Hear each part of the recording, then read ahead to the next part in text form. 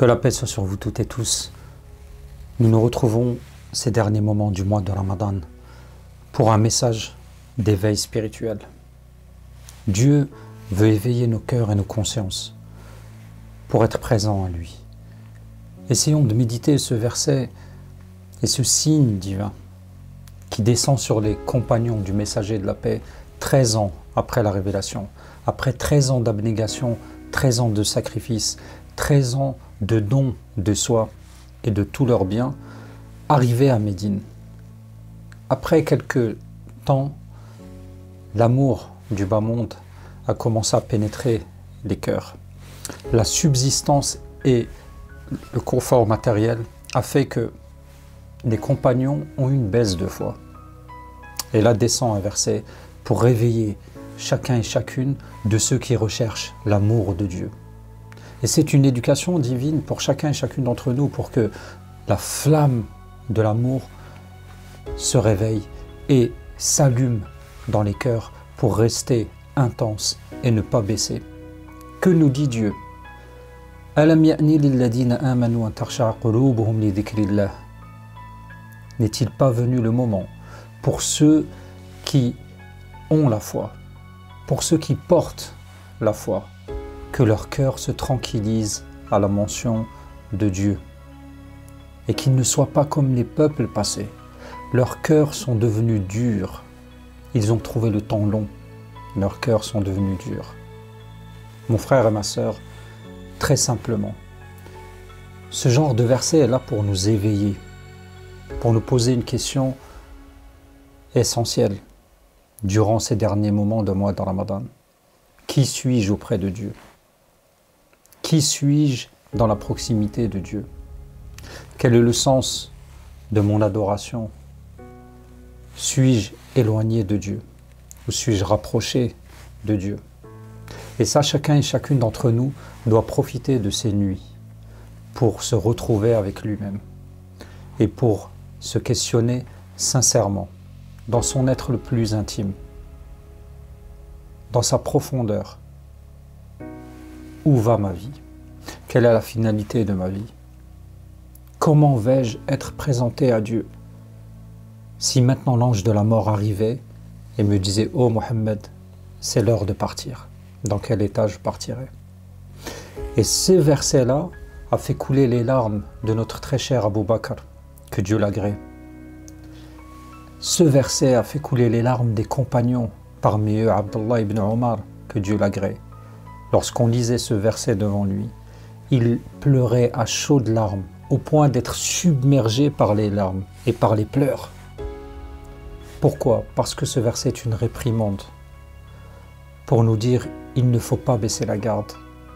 Ton pire ennemi est toi-même. Il réside à l'intérieur de toi. C'est ton ego. Et cet ego-là, il s'agit de le dompter. Et mes frères et mes sœurs, il peut nous arriver de nous tromper. Mais le mois de Ramadan et ces dernières nuits sont là pour nous recentrer vers l'essentiel.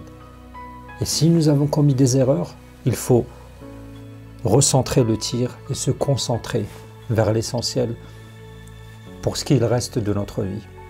Ce verset a été lu Al-Fudayl ibn Iyad, qui était un des grands brigands de son époque. Et ce soir-là, il s'était préparé pour aller cambrioler une maison. Et durant la nuit, il rentre dans cette maison. Et il dit, j'ai entendu ce verset. Alam ya'ni lilladhina amanu an takhsha'a qulubuhum li dhikrillah.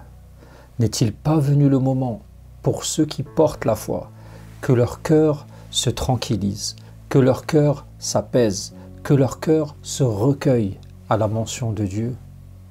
Et il dit, ce verset a été la cause de mon repentir, de mon retour vers Dieu.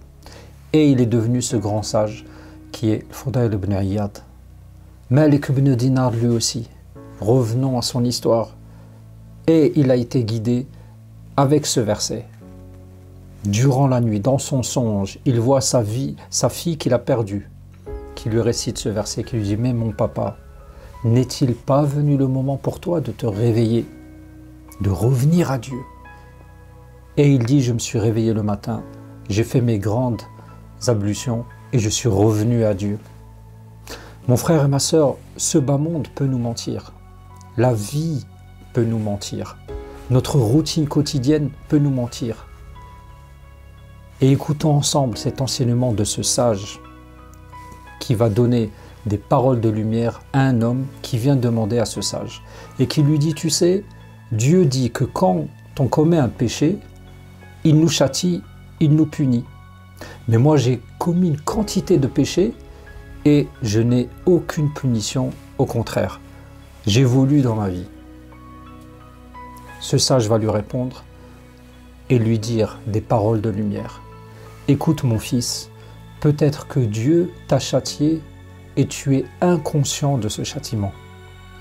L'homme lui dit, mais comment?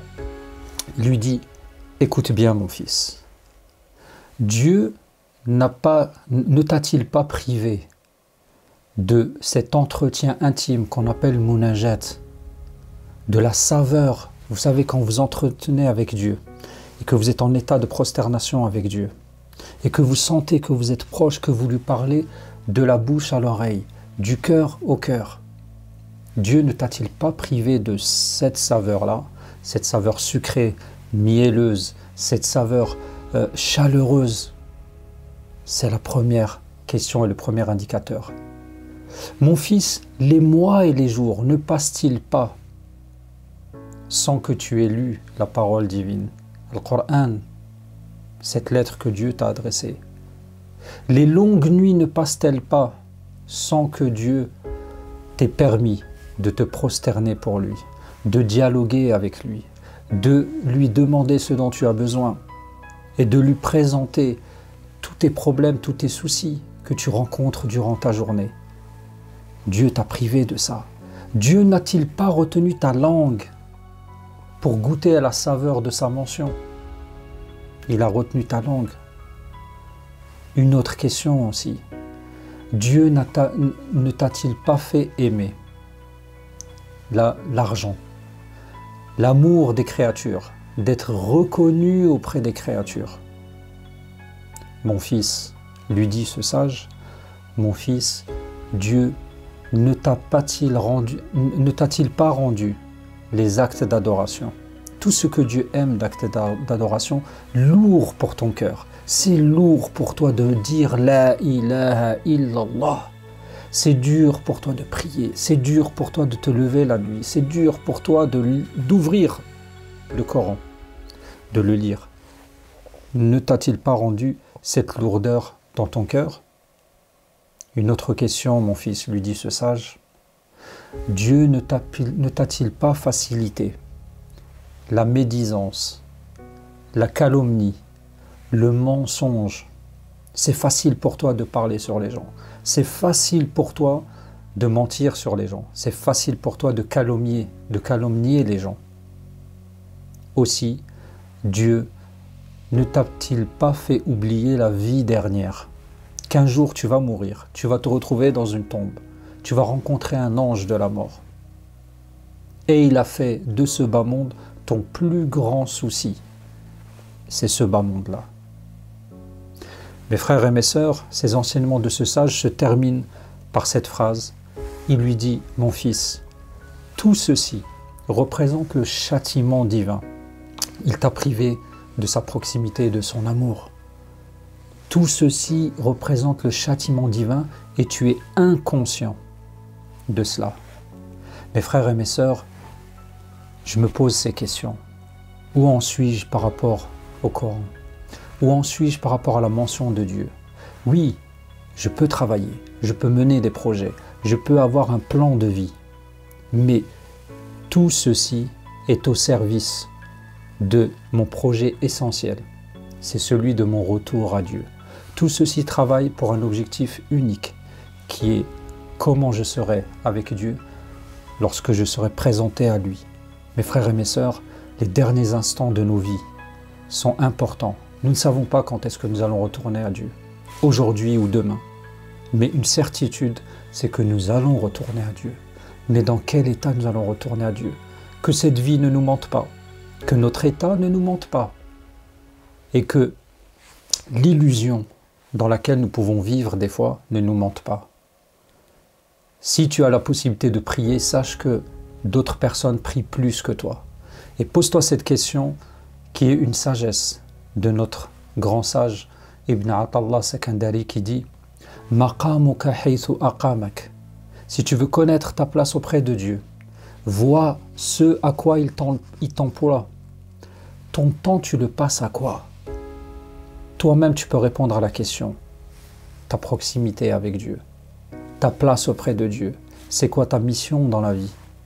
Mes frères et mes sœurs, tout ceci, ce sont des enseignements pour profiter pleinement de ces instants de solitude avec sa famille, au sein de la mosquée, au sein de la retraite spirituelle, mais pour sonder son cœur, de mettre l'objectif de ma caméra dans mon cœur et d'aller chercher dans les tréfonds de mon être intime.